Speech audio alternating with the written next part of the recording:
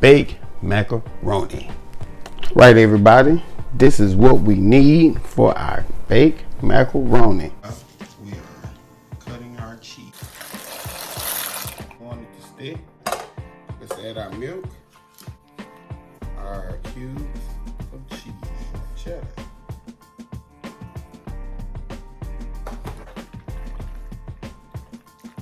And we're just going to take our baking dish and let's get our mac and cheese in this baking dish.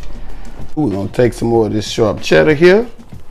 Yeah. Let's get this in the oven at 350 for about 20 to 25 minutes until you see that delicious cheese melting and become golden brown. Let's